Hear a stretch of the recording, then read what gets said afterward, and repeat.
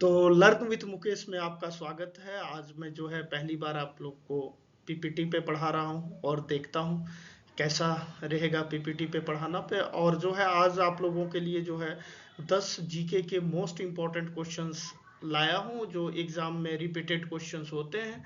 तो चलिए क्वेश्चन बिना समय गवाते हुए क्लास को स्टार्ट करते हैं। और देखिए पहला क्वेश्चन आपके सामने ये रहा। सोडियम बाइकार्बोनेट का रासायनिक नाम क्या है?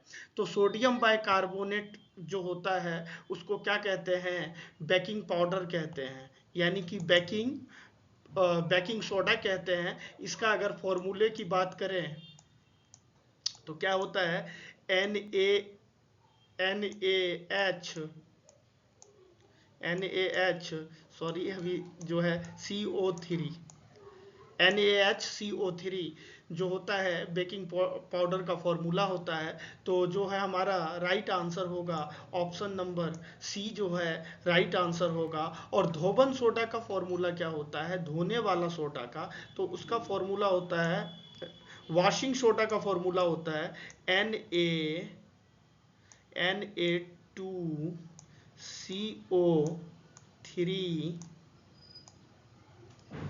इंटू 10H2O, यानी कि ये जो होता है ये होता है वॉशिंग सोडा का फॉर्मूला। Washing soda. तो देखिए अभी थोड़ा सा मैनेज कीजिएगा और नेक्स्ट क्वेश्चन की ओर चलते हैं। आरबीआई के पहले गवर्नर कौन थे जो भारत बाद में जो है भारत के वित्त मंत्री बने? तो आरबीआई के जो अगर मैं पहले गवर्नर की बात करूं तो वो थे ओवन स्मिथ, आरबीआई के पहले गवर्नर थे। और आरबीआई जो है 1935 में जो है आरबीआई एस्टेब्लिश हुआ। एक्ट 1934 का था और हिल्टन योजना के थ्रू जो है आरबीआई आया। और पहले जो है आरबीआई का जो है हेडक्वार्टर था वो कलकत्ता था। और पहला भारतीय जो थे आरबीआई के, वो जो थे उसका नाम था सीडी देशमुख। सीडी देशमुख जो थे आरबीआई के मतलब पहले भारतीय गवर्नर थे। यानी कि इससे पहले ओवन स्मिथ, दूसरे थे टेलर। ठीक है, तो अभी प्रेजेंट में जो है आप कमेंट बॉक्स में बताएंगे कि आरबीआई के अभी प्रेजेंट में जो गवर्नर कौन है। तो चलिए नेक्स्ट क्वेश्चन की ओर चलते हैं। वायुमंडलीय दाब किसके द्वारा मापा जाता है? तो वायुमंडलीय दाब जो है वो मापा जाता है बैरोमीटर। यानी कि अगर मैं बात करूं पास्कल की, तो दाब की यूनिट होती है पास्कल। और दाब की यूनिट क्या होती है? पास्कल होती है। तो बैरोमीटर जो है मतलब जो है वायुमंडलीय दाब किसके द्वारा मापा जाता है? तो बैरोमीटर के द्वारा मापा जाता है। चलिए नेक्स्ट क्वेश्चन। भारत का सबसे ऊंचा बांध टिहरी बांध है और वह किस नदी पर है? तो टिहरी बांध जो है वो भागीरथी पे है। तो भागीरथी नदी कहाँ पे है? तो भागीरथी जो है उत्तराखंड में है।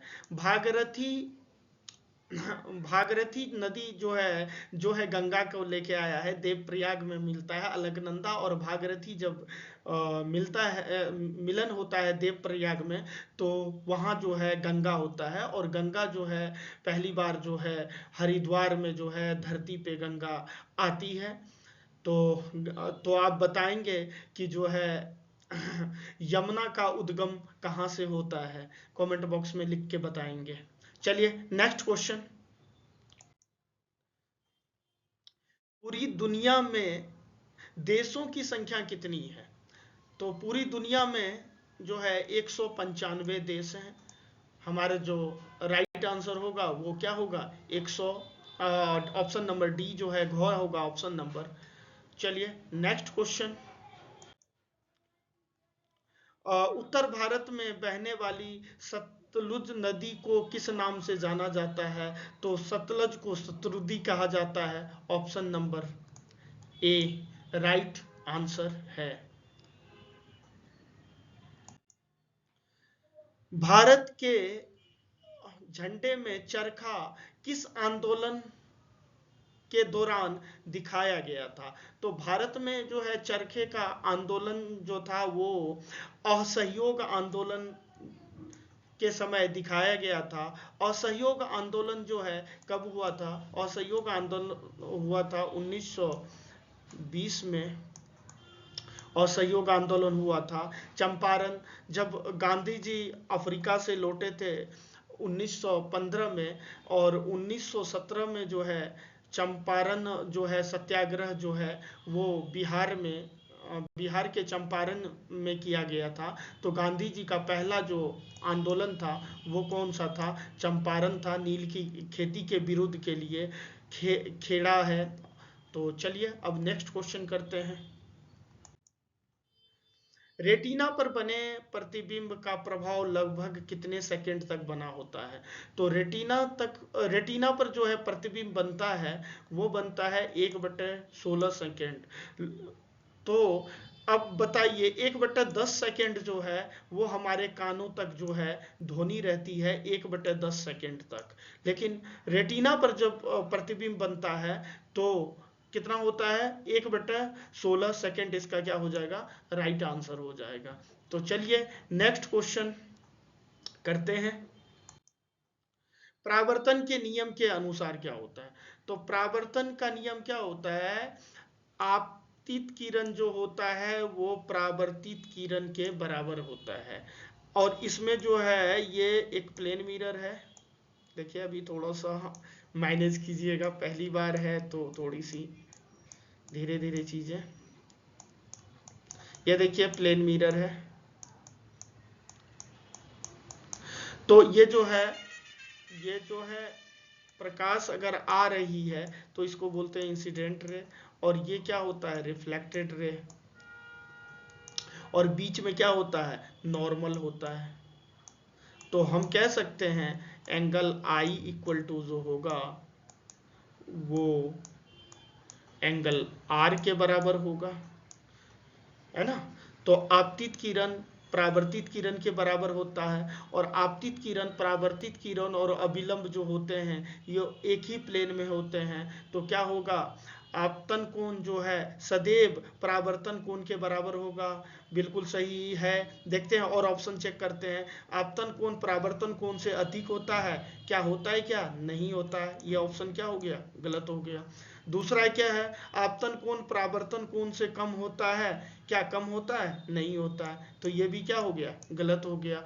आपतन कोण सदैव जो है परावर्तन कोण के बराबर होता है, ये बिल्कुल सही बात है, यानी कि राइट आंसर है। और दोनों कोण सदैव और समान होते हैं, ये बात क्या है? गलत है। तो ऑप्शन नंबर सी क्या है? इसका राइट आंसर है। चलिए नेक्स्ट क्वेश्चन की ओर चलते हैं। ऑप्टिकल फाइबर का आविष्कार किसने किया? तो ऑप्टिकल फाइबर का जो जनक है वो नरेंद्र कपानी को कहा जाता है। तो नरेंद्र कपानी जो है वो भारतीय थे जिन्होंने ऑप्टिकल फाइबर का जो है आविष्कार किया था।